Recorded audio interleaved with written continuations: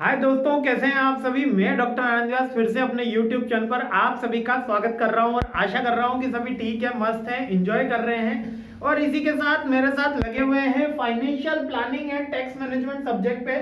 जी हाँ, 2 यूनिट में cover up करा चुका हूँ, यूनिट 3 पे आया हूँ, पार्ट 1 स्टार्ट कर रहा हूँ और मेरी आशा यही रहे कि इसका एक ही पार्ट बने और एक ही पार्ट के अंदर बहुत अच्छी ये यूनिट है। मैंने अभी जस्ट इसको नोट डाउन करा है, मतलब अभी जस्ट इसका रिवाइंड करा और मुझे बड़ी पसंद आई ये वाली यूनिट। ये वाली यूनिट इसलिए मुझे अच्छी लगी, एक तो छोटी स्कोरिंग है और दूसरा क्या चाहिए, एक स्टूडेंट को इससे ज्यादा क्या चाहिए, छोटी भी हो और स्कोरिंग भी हो। तो मेरे को भी अच्छा लगता है जब कोई स्टूडेंट के भले की बात होती है ना, तो मुझे बड़ा मजा आती है कि हाँ चलो कुछ ऐसी चीज मिली है जो बच्चों को समझने में भी काफी आसान रहेगी और स्कोर भी अच्छा देके जाएगी।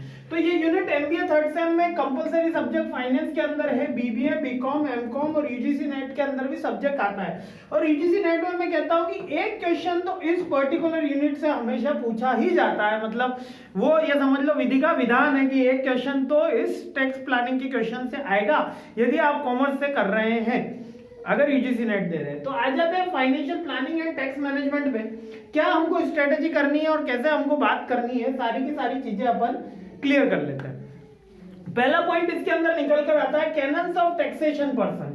ठीक है, अब यहाँ पर जो सेकंड यूनिट आ गई है, सेकंड यूनिट तक अभी तक हमने फाइनेंशियल प्लानिंग की बात करी थी, थर्ड यूनिट के अंदर हम टैक्स की बात करने वाले हैं। किसकी बात करने वाले हैं?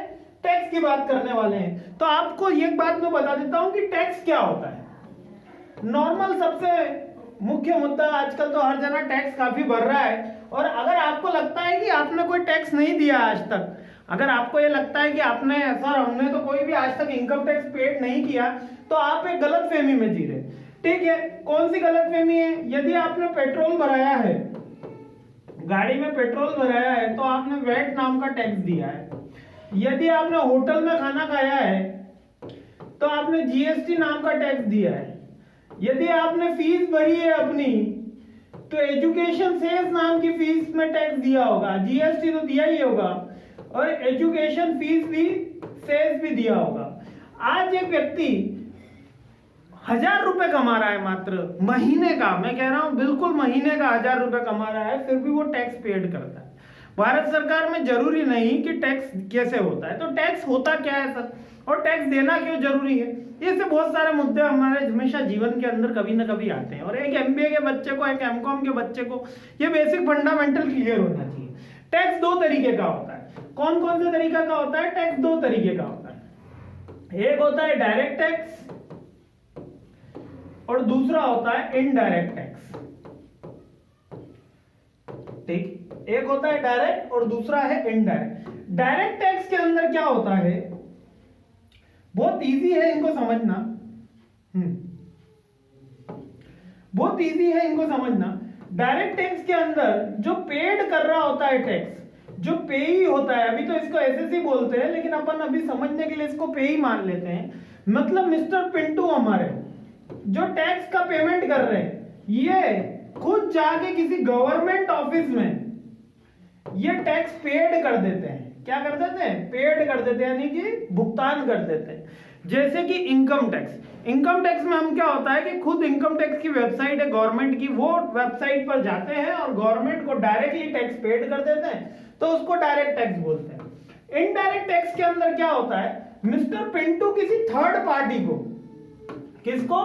किसी थर्ड पार्टी को, मान लेते हैं किसी होटल वाले को टैक्स देते हैं।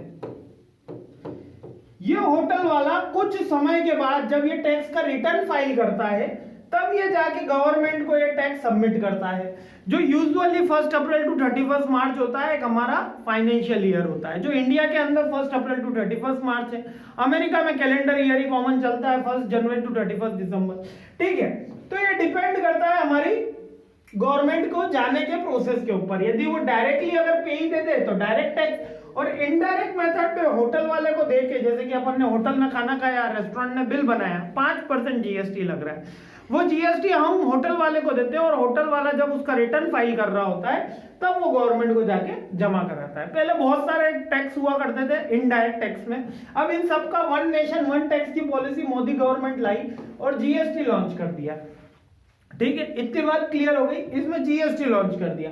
अब ये जो डायरेक्ट टैक्स सिस्टम है ये ज्यादा अपने कोर्स के अंदर है, यही कोर्स के अंदर मैक्सिमम एमबीए के स्टूडेंट्स को भी पढ़ना है, क्योंकि जीएसटी तो एक डिफरेंट सब्जेक्ट ही हो गया। जब मैं जीएसटी की क्लास लेता हूं तो वो एक डिफरेंट सब्जेक्ट होता है, उसमें हम जीएसटी की बात करते हैं, सीजीएसटी, आईजीएसटी की बात करते हैं, एसजीएसटी की बात करते हैं, टैक्स रेट की बात करते हैं, उसमें स्लैब की बात करते हैं, उसके अंदर tax ITC input tax credit की बात होती है। लेकिन एमबीए के कोर्स में इतना नहीं है, इनडायरेक्ट, केवल डायरेक्ट टैक्स का ही मेन प्रोपोर्शन दिया हुआ है। तो डायरेक्ट टैक्स का कौन सा, क्योंकि यहां पर हम एमबीए के लेवल में जब बात कर रहे हैं तो किसी इंडिविजुअल की बात कर रहे होते हैं, पर्सन की बात कर रहे होते हैं, और जब पर्सन की बात कर रहे होते हैं तो हम अधिकतर कौन सा टैक्स देते हैं, इनकम टैक्स देते हैं, ठीक है, इनकम टैक्स देते हैं। तो यहां पर एमबीए के लिए स्पेशली जो टैक्स का मतलब है वो इनकम टैक्स ही है। मतलब हमारे कोर्स के अंदर केवल एमबीए बीबीए बच्चों को बता रहा हूं, अगर एमकॉम में अंदर भी ये सब्जेक्ट आ रहा है आपके, एमकॉम के अंदर भी financial planning and tax management का जो सब्जेक्ट है उसके अंदर भी टैक्स का मतलब इनकम टैक्स से ही है। मतलब उसकी जो रूल्स रेगुलेशन अपन को देखने हैं वो इनकम टैक्स वाले देखने हैं। वैसे बीकॉम के अंदर एमकॉम के अंदर जीएसटी सेपरेट सब्जेक्ट बना दिया गया है, लेकिन पहले तो ये फंडामेंटल अपना क्लियर हो जाना चाहिए। उसके बाद इसके अंदर पूछा गया कैनन्स ऑफ टैक्सेशन पर्सन। अब कैनन्स का मतलब है यहां पर सिद्धांत, तो यहां पर सिद्धांत बहुत पुराने हैं। सिद्धांत क्या कहते हैं, सिद्धांत ये कहते हैं कि टैक्स कैसा होना चाहिए, इवोपोरेशन जैसा होना चाहिए। इवोपोरेशन आपको पता ही है, जैसे ये बादल बना है, ठीक है, क्लाउड बना है, ठीक है, व्हाइट कलर का बना देते हैं भाई, ठीक है, ये क्लाउड बना है। अब ये क्लाउड यहां से पानी इवोपरेट करता है, ठीक है। अब जहां पे ज्यादा वाटर होगा, जहां पे ज्यादा वाटर होगा वहां से ज्यादा इवोपरेशन होगा, और जहां से कम वाटर होगा वहां से कम इवोपरेशन होगा। तो टैक्सेशन सिस्टम कैसा बनाया जाता है, वाटर इवोपरेशन टाइप, कि जिसके पास ज्यादा इनकम है उससे ज्यादा टैक्स लिया जाए, जिसके पास ज्यादा इनकम है उससे ज्यादा टैक्स लिया जाए, और जिसके पास लेस इनकम है उससे कम टैक्स लिया जाए। यही कहलाता है अपना टैक्सेशन सिस्टम। ये भारत के अंदर अभी यही टैक्सेशन सिस्टम, और सदियों से यही चल रहा है। अंग्रेज भी आए थे तो उन्होंने यही करा था कि जमींदारों पे ज्यादा कर लगाते थे, किसानों पे तो उतना कर लगा दिया जाता था, किसानों पर इतना कर लगा दिया जाता था कि वो लाइवलीहुड की चीजों के लिए भी तरस जाए। तो कभी ये जब ये सब टैक्स सिस्टम होता है कि वो इवोपरेशन बेस्ड होता है, यानी कि जहां पर ज्यादा पानी वहां पर ज्यादा इवोपरेशन। इसी तरीके से अगर टैक्सेशन सिस्टम लगाते हैं तो प्रजा सुखी होती है, ठीक है। मतलब गरीब से कम कर लो और अमीर से ज्यादा कर लो, ठीक है। अब आगे बढ़ते हैं। इसके अंदर कैनन्स क्या कहता है, canons of taxation we simply mean the characteristics the qualities which a good tax system follow. यानी कि एक टैक्स सिस्टम के अंदर कौन कौन से अच्छे सिद्धांत उसको पालन करने चाहिए, ये पहला क्वेश्चन बनता है कि cannons of the taxation system बताइए, कैरेक्टरिस्टिक्स बताइए, प्रिंसिपल्स बताइए, बेसिक फंडामेंटल बताइए। 4-5 क्वेश्चन बनते हैं, सबका एक ही आंसर है, यानी कि वो उसके सिद्धांत पूछ रहा है अपने से। समझ में आ रहा है ना, बिल्कुल समझ में आ रहा है तो एक बार कमेंट करके बता दिया करो कि सर समझ में आ रहा है, और नहीं आ रहा है तो भी बता दिया करो। अब कैनन्स क्या कहता है, कैनन ये कहता है, यानी कैनन का मतलब यहां पर सिद्धांत में पहला सिद्धांत क्या कहता है, पहला सिद्धांत ये कहता है इक्वालिटी। क्या सिद्धांत कह रहा है ये कह रहा है इक्वालिटी, यानी कि हर नागरिक समान है। हम जी हमारे चच्चा विधायक हैं, हम टैक्स नहीं भरेंगे, ऐसी बात नहीं चलेगी। हर नागरिक समान है, जो करदाता है उसके साथ समान दृष्टिकोण से व्यवहार किया जाएगा। यह एक पहला सिद्धांत टैक्सेशन सिस्टम का कहा जाता है। टैक्सेशन सिस्टम में किसी भी तरीके की बार्गेनिंग नहीं हो सकती, किसी भी तरीके की बायसनेस नहीं हो सकती, किसी भी तरीके की कोई दिक्कत